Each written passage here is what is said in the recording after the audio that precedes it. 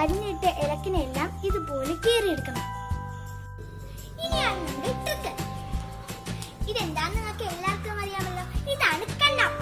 ഇതിലാണ് നമ്മൾ ഓലക്കൊഴുത്ത് ഈർക്കിൽ മാത്രമാക്കി എടുക്കുന്നത്. അത് ഞാൻ എങ്ങനെ ചെയ്തതെന്ന് കാണിച്ചു തരാം. ഞാൻ ഈ ഈർക്കിൽ ഈ ഹോളിലേക്ക്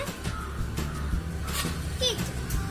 നിങ്ങൾ കണ്ടല്ലോ. ഇനി നമുക്ക് ഒറ്റ വഴി ഈർക്കിൽ മാത്രമാക്കി കിട്ടിയിട്ടുണ്ട്.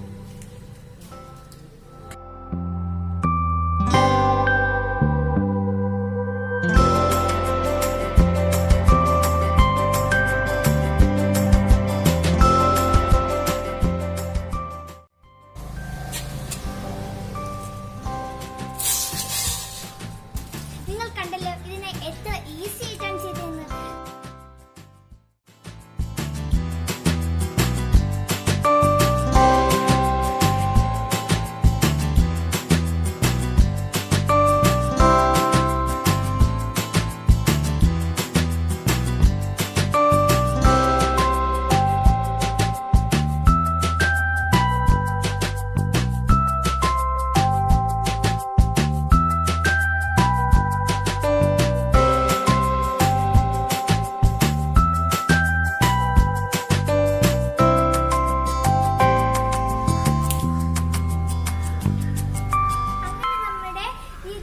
തയ്യാറായി.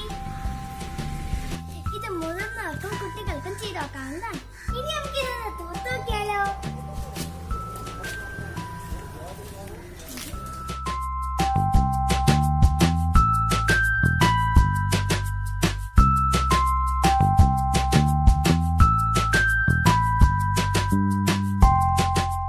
ഇത് വെച്ച് ഞാൻ എത്ര ഈസി ആയിട്ട് ചെയ്ത് നിങ്ങൾ കണ്ടല്ലോ.